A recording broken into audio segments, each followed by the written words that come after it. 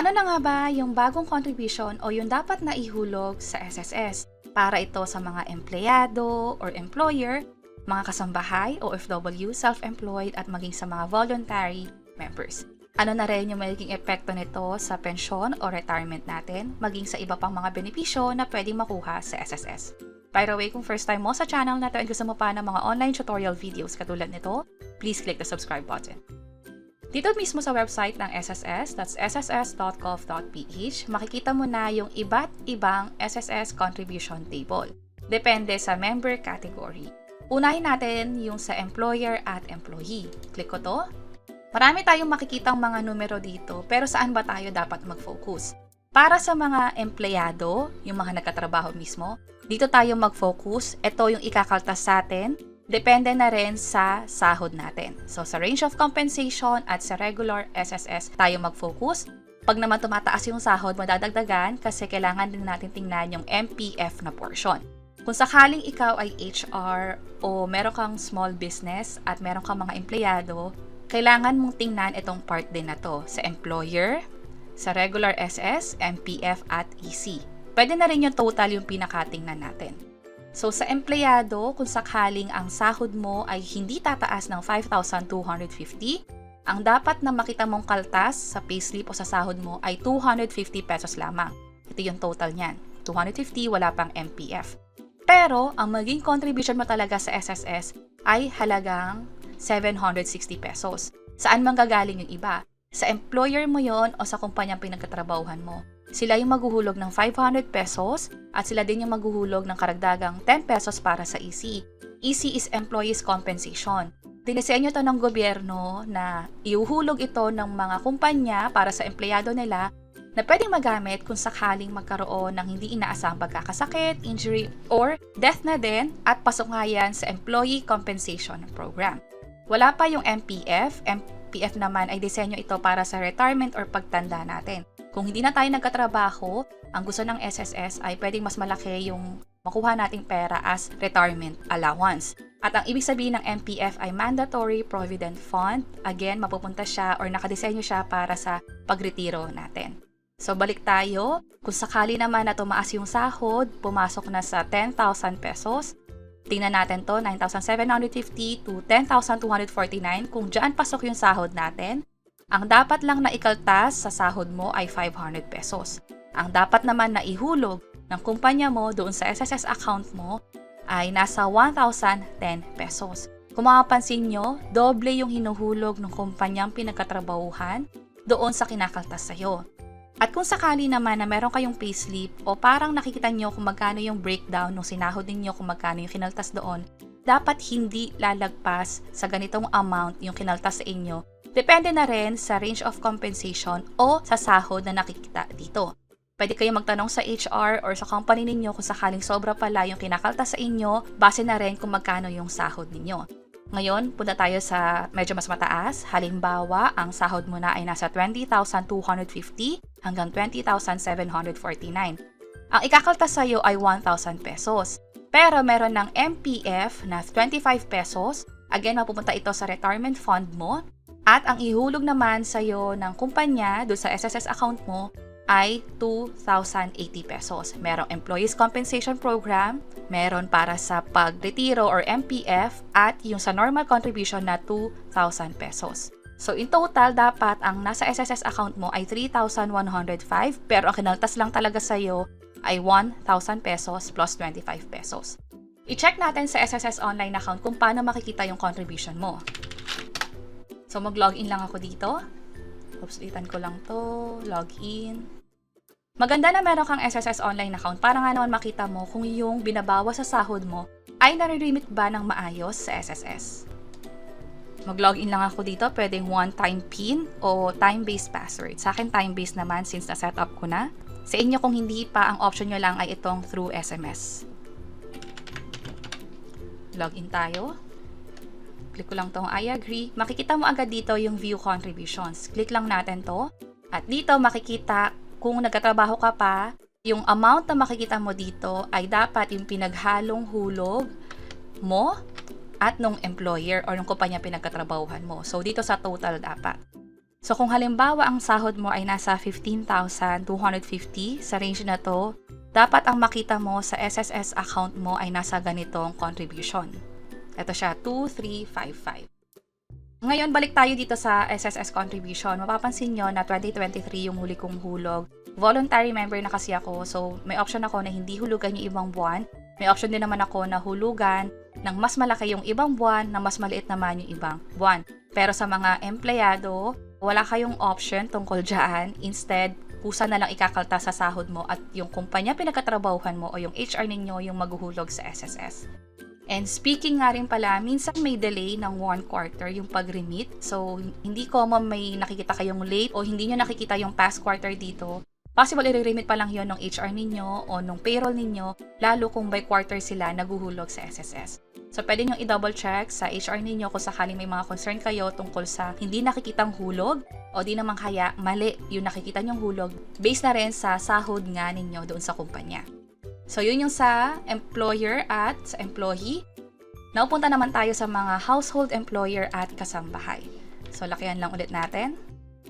Kung sakaling ang sinasahod ninyo ay hindi tataas ng 5,000, wala dapat na ikaltas sa inyo. Pero, magkakaroon pa rin kayo ng hulog sa SSS. 750 pesos ang dapat na ihulog ng amo ninyo sa SSS account ninyo.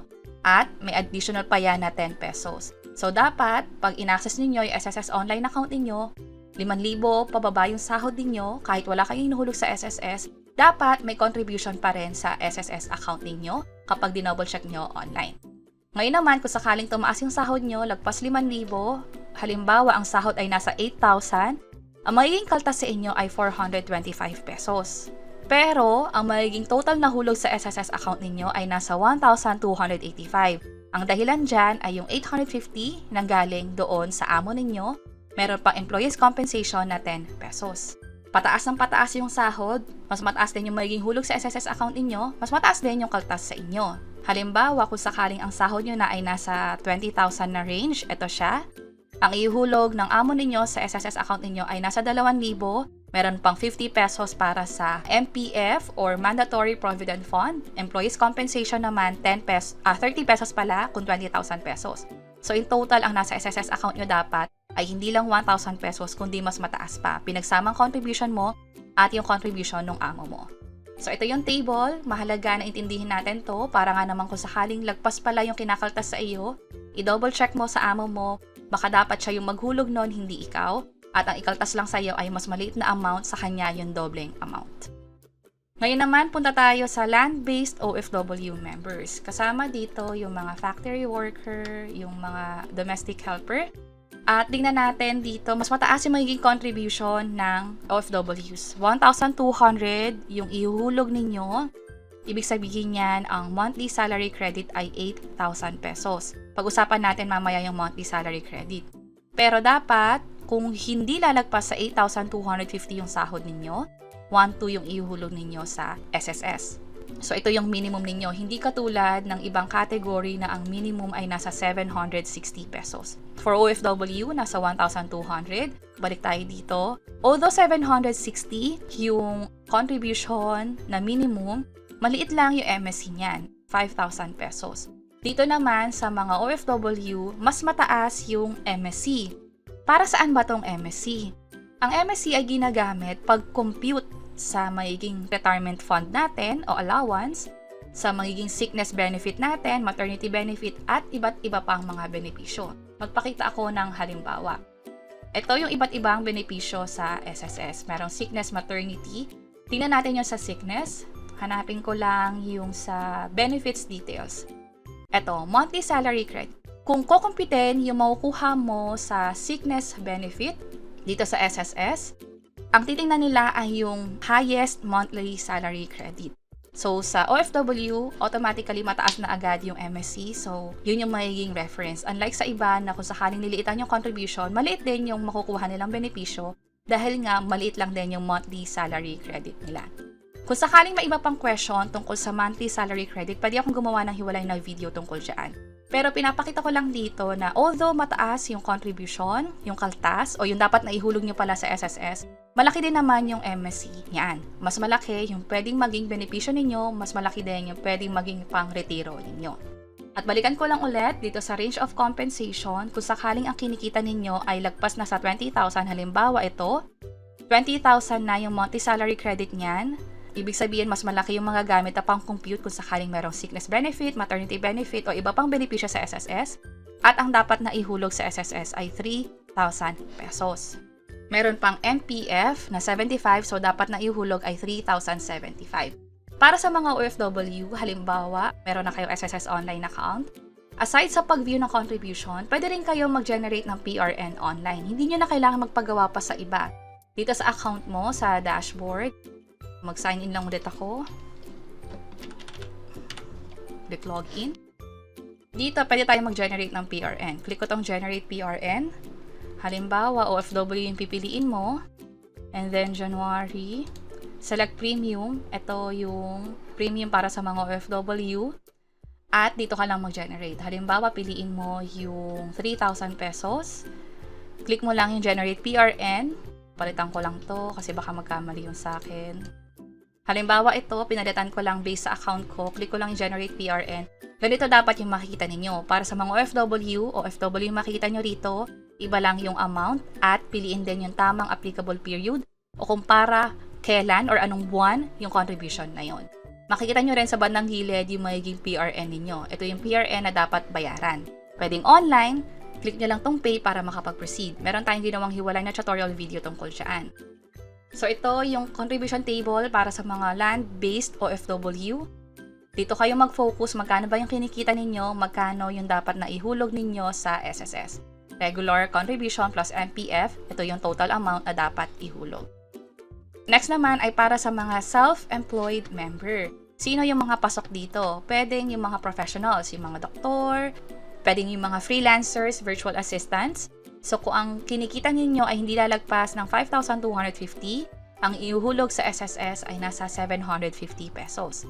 Ngayon naman, kung sakaling tumaas yung sahod ninyo, nakarating kayo sa 20,000 pesos, ito ang ihuhulog ninyo, 3,000 pesos sa SSS. Again, pwede yung i-generate dito sa portal at pwede na rin magbayad online.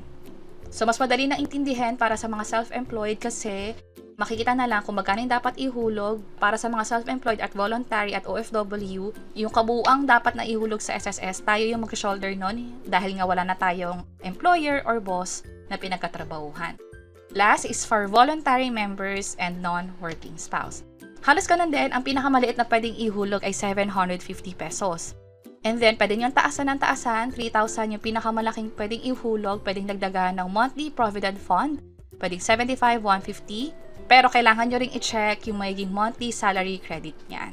So, ayun yung bagong contribution table dito sa SSS. At tulad nga ng nasabi ko kanina, yung MSC, malaki yung epekto nito sa mga benepisyo mo kuha natin sa SSS. Yun nga lang, ang napansin ko ay napako sa 20,000 pesos yung highest MSC. Ibig sabihin, dito lang mapapako o ito yung pinakamataas na magiging parang multiplier kapag kukuha tayo ng mga benepisyo. Halimbawa, yung iba't ibang mga benepisyo, sickness, disability, maternity at iba pa, naka-maximize na siya sa monthly salary credit na multiplier na 20,000 pesos.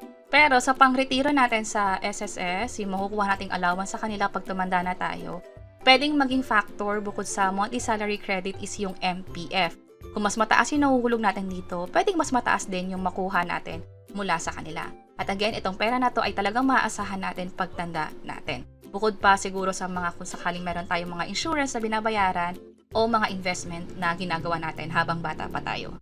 And that's it. Sana nalinawan tayo sa contribution table dito sa SSS. Depende na rin sa category. Kung mas interesado pa kayo sa mas detalyadong epekto nito sa mga benepisyo natin, sa video kasi na to parang dinaanan lang natin very quick. Pero kung gusto nyo ng detailed na tutorial video tungkol dyan, yung MSC at yung benepisyo natin sa SSS, pwede kaming gumawa ng hiwalay na video. Let us know by providing comments below. And sana nakatulong tong video na to. Kung pakiclick ang like button. See you sa mga next videos. Bye-bye!